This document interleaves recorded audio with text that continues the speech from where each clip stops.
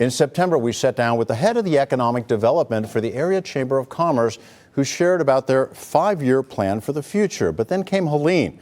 So we decided to check back and find out how their plans have changed and what it means for the future of this region. Everything's changed, right? I think when the rain subsided on September 27th, we knew that the needs of our community had drastically shifted. What kind of an economic hit has the area taken, or will it take?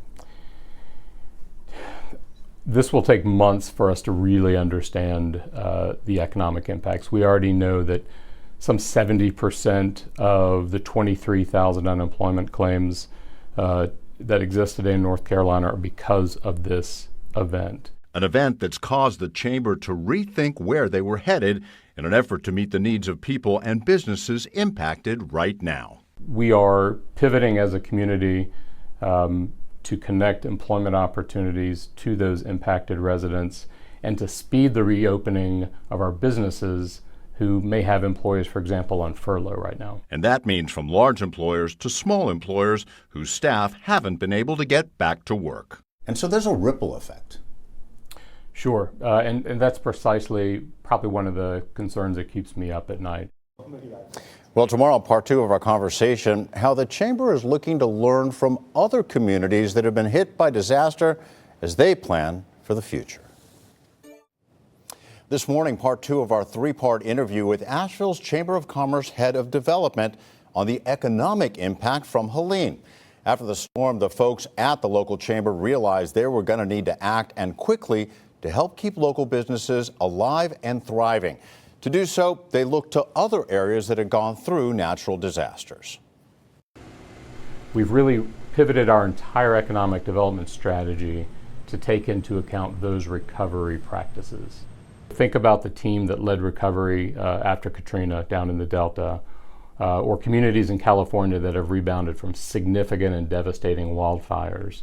There are things we can be doing today, things we could be doing 2 weeks ago that will speed the trajectory of our return and the security of our businesses and our families. Businesses and families that have shown a commitment to come together by taking care of themselves and those that work there. I have witnessed such resiliency in local employers, those that are even sheltering or have sheltered their own staff and their families at their places of business. And Duncan says that kind of commitment works 2 ways, meaning when employers show up for their employees, employees are more likely to keep showing up for their employers, especially in tough times. And that's something that's worked from New Orleans to North Carolina. The circumstances that led to Helene were extremely unusual, but the impacts on our community, the impacts on our economy, there are lessons out there that we can learn from other communities that have walked this very challenging path. And coming up tomorrow, what's ahead for Asheville and the surrounding area? Will our tourist industry rebound? And if so, how soon? That's coming up in part 3 of my sit down with the Chamber's Head of Development. All right, this is a live look at downtown Asheville this morning. And so many areas in Asheville and the surrounding region, from Swannanoa to Chimney Rock to the River Arts District, were decimated by Helene. But already, folks are starting to imagine a future. So what does it look like? Well, here in the last of our 3-part sit-down series with the Chamber's Head of Development, I asked him just that. Is there such thing as a relaunch of Asheville? Honestly, I think the reopening process started a week, maybe 2 weeks ago. With the opening of the Biltmore Estate, many smaller shops and restaurants, and now even the Omni Grove Park Inn. But is it possible to be too enthused too soon? I think we need to embrace as a community that we can carry this very real sense of loss with a sense of optimism. This is a collective trauma for Western North Carolina. But I think we have to draw on that strength, the strength of neighbors and volunteerism and philanthropy we've seen across this community to know that we can rebuild and rebuild a better Asheville.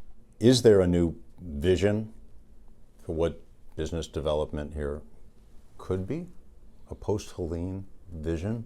That's a great question. I think we should talk in a year and see what we're what we're seeing come out of this, if we are going to continue to build a new Asheville, and Asheville's reinvented itself over the last several hundred years of history many times. It's going to require alignment of what we're planning to do across all of the different parts of our community, and candidly, speed. I don't think there's time to waste. Time between now and an economic recovery that'll go more quickly, he says, if we all work together. And that's economic development. It's all of us pulling in a cohesive direction so that all of our neighbors benefit. So you're still bullish on Western North Carolina? Never stumbled in my optimism for Western North Carolina. And so we'll be checking back in a year and many times in between, looking for real evidence that as a community we're pulling together, the community is recovering, and folks here can say with confidence, Asheville's back.